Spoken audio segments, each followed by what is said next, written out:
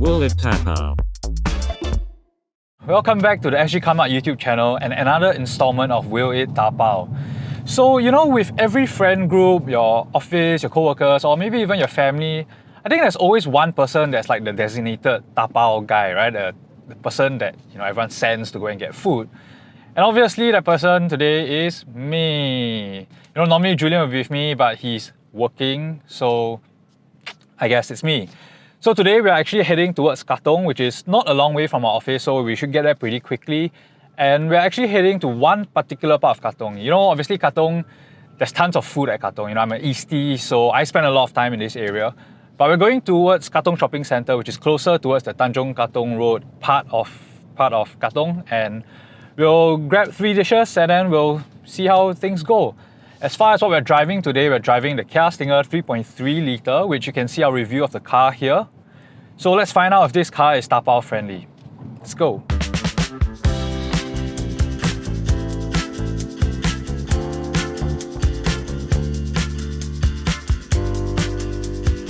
Right, so we've just reached Katong Shopping Centre, so we are getting into the car park now, and well, hopefully it's not too crowded. This is one of those very, very old car parks, so it's quite a narrow car park, all things considered, and this Stinger is a pretty sizable car, so hopefully the car park's not too crowded because I don't really want to be squeezing with other people in this car park. So this car park's a little bit annoying because it's one of those where if you can see the side pillars actually eat into both the side lots, so I want to actually find a center lot, which is what everyone else has the same idea.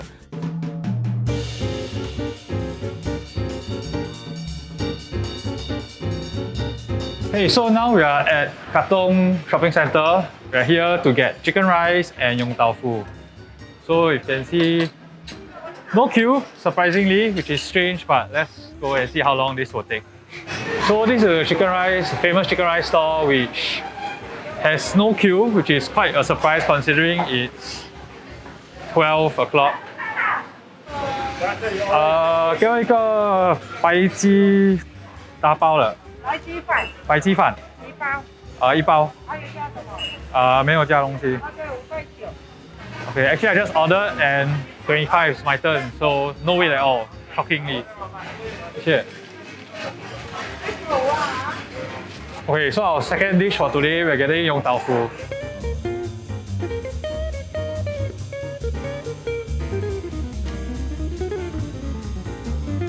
Okay, so we're here at our third stop for today. We're at 328 Katong Laksa. So I think everyone knows about Katong Laksa. Honestly, I don't even know if this is the original one. I think they say it is. There's probably another one down the road and more little around Singapore, but this is supposedly the original, so let's go and tapao one laksa and then we'll head back to office after this. So there's newspaper articles and celebrity photos all over the wall, so I assume that's a good sign, right? And not a particularly long queue today, so this shouldn't take more than 5 minutes, I don't think.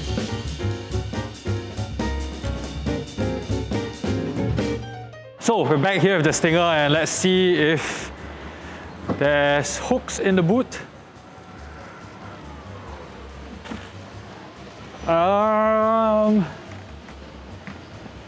No, there are no hooks in the boot, so we need to find an alternative way to carry this. Even though it's a massive boot, not exactly food friendly. Let's see the back seat. Right, so since there are no hooks in the boot, let's see the back seat. Okay, we have hooks here and we have one more hook there, so I guess we can...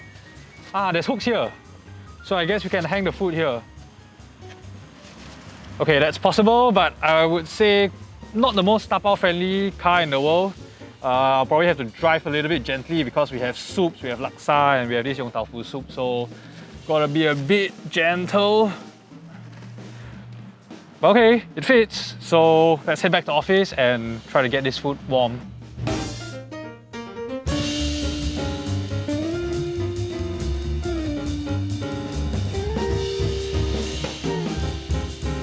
Alright, I'm back in the office. Julian's here with me. So we have food from Katong today. So we have 328 Katong Laksa. Okay. The Katong Yong Tau Foo and delicious boneless chicken rice. Delicious. Yeah, so this is the one that always long queue, but today there was no queue, so this all took me less than 30 minutes to tapao. Oh, that's fair enough. So which one should we start first? Let's go to the laksa. So again, how much did this cost? So this is $6.30, which is What? quite expensive for a not very big bowl of laksa. There's a bigger bowl, that one is like $8 something. I'm sure you've had this before. Yeah. It's one of those laksa that you have it with a spoon and not your fork. I had this probably when I was very young. I had it several times. It used to be one of my favorite. To be honest, I never really tapaoed it before. So there's quite a lot of stuff. There's like small little prawns. Can you see like small prawns here? Very small, mini prawn here. Fish cake. Yeah, I don't see any ham. Do you eat any ham? I think got some inside. First impressions, I think the noodles have held up well, considering that it has been sitting in the soup the whole way back. So actually you are able to order the soup separate. Alright. But then if you order the soup separate, right, it's like not cooked. So you must go home and then go and like boil and then put it in again. So I could only order it with the soup, like the noodle already in the soup, and surprisingly the noodle is still quite chewy, still not like soggy. I actually like how it's a bit kiam. That sort of gives it a bit of flavor. The chili is quite spicy. The chili is quite spicy. You get the spiciness at the end of the throat, so I can actually feel the heat now as I speak. Yeah, it's the kind that stays in your nose. I actually felt that the noodle is it's not as chewy as I would like it to be. It's not soggy, but it's not crunchy. You don't feel that. It's not crunchy lah. I mean, it doesn't have the sort of texture, so it doesn't feel like there's a lot of texture to it. Alright, so verdict, what do you think? On three, 2, 1. Eat there. To me, I think it tapaos well enough. Like considering it's been more than 2 hours since I bought it, and it comes with the noodles sitting in the soup, right? Like I mentioned earlier. So I think it tapaos decently well for what it is. It's a solid bowl of laksa, and I think it tapaos good enough. Okay, I cannot disagree with you. I think this laksa, 3-to-8 laksa, honestly, it tapaos well, but it's really not for me. I mean, okay, the prawn is small. I expected it to be bigger, but I mean, it's not. There has that tangy feel to it. It's not like it's completely soggy. It's not like the yesterday night kind of prawn, It's still quite fresh. You don't have a lot of ham. I would like my laksa to have more ham. There's nice salty feel to it. The kiamness is like just nice. The only problem I have with this is I'm paying $6 for essentially a bowl of laksa that doesn't really provide me with the crunchy sort. I mean the fresh noodles. It's actually a little bit soggy. Like it's quite soft in my opinion. I think you eat there the it just feels a little bit like straight out of the pot. Yeah, Hot, I think it might have been better if the soup was separated, the gravy was separated, and then you recook again at home just to make it a bit more fresh. Maybe. But it's been 2 hours. I wouldn't do it. I think I'll just eat it there. Alright, so we have chicken rice. This cost me $5.30. So again, a little bit on the pricey side for a packet of chicken rice. Yeah, it was okay lah. I mean, it actually looks quite sizable, so I think $5 kind of. Alright, let's dig in. Makes sense. This, by the way, is delicious. It's called delicious. Boneless chicken rice. I don't know how delicious this looks, to be honest. It looks a bit messy. Have you never had this chicken rice before? I don't think so. I don't think I've ever had this chicken. I feel like a lot of people love this chicken rice. Really? Yeah. And I know people who would queue like 30-40 minutes for this. No way, man. I'm not going to queue 30-40 minutes. I mean, honestly, for me at least, there's no achar. Because you know how chicken rice, some of them, they actually serve achar. I'm not really into that. Actually, this chicken rice is famous for achar. Oh, really? Yeah? The achar is actually very good. Don't think I've actually had this chicken rice before. It's not like your typical Hainanese, like those steamed chicken rice. I don't even think it's actually Hainanese chicken rice. To me, it's a bit more like, I would say like Malaysian style, where it's a bit more kampong style. So it's not so oily. You don't have so much of the rice fragrance. Then the chicken also tastes different, right? The chicken tastes saltier. I'm not complaining because I take my food very salty. I think it's perfectly fine. The rice is a little bit sticky. I suspect it's because of you tap already, then you get all the water vapor and condensation. It doesn't have that crunch. Yeah, so I think that sort of made it a bit damp and sticky and lumpy. But it still tastes good. Actually, I quite like the rice, but I can't say the same for the chicken. It's a different kind of chicken lah. It's not your typical Hainanese chicken rice chicken. I've eaten chicken rice many times. Oh, okay. To me, the best part of what they serve, right, is the soup, which we don't have, and the achar, which we don't have. So, what's the verdict? Ready? Yeah. 3, 2, 1, eat there. Okay, why eat there? For me, very simple. You eat there, you get soup and achar. Really, because honestly, I think the rice will taste better.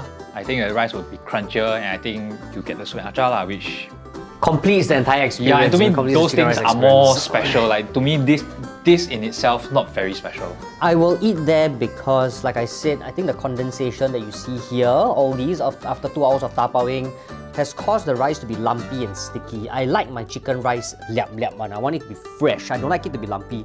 That said, you can still feel and taste the chicken rice, the chicken sauce that's all over the rice. You can actually taste it. It's quite salty. It's quite nice. It's actually still quite fragrant. Doesn't have like your typical Hainan chicken rice, the very clean kind of flavor of the white chicken lah. Question is, will I queue up for 30 minutes to have it there? Nope, not a chance. Yep, I won't do that lah. I won't do that. It's a decent chicken rice, but it's not 30 minutes for me. I personally wouldn't queue 30 minutes. I know likewise. My mom would queue 30 minutes for it.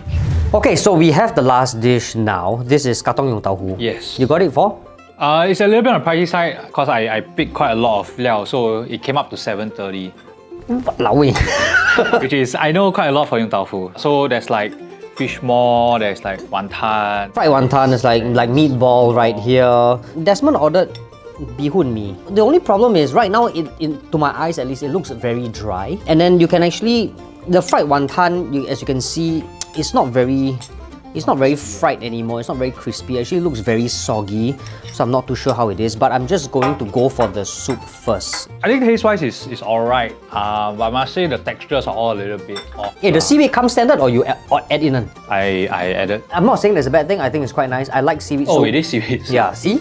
It is seaweed soup. Hey, but the soup is good. I like the seaweed soup. I think the seaweed did a very good job in just blending the whole soup to a different flavor altogether. I genuinely don't think that it survived the tapao journey very well because the textures are off. Like all the crispy stuff are not crispy, the wet stuff are not wet. Which is, I guess, not so surprising, because it's been a while since it's come out of the stall. It's been sitting in a box by itself for quite a while. So I think taste-wise is alright, but textures-wise it's all off.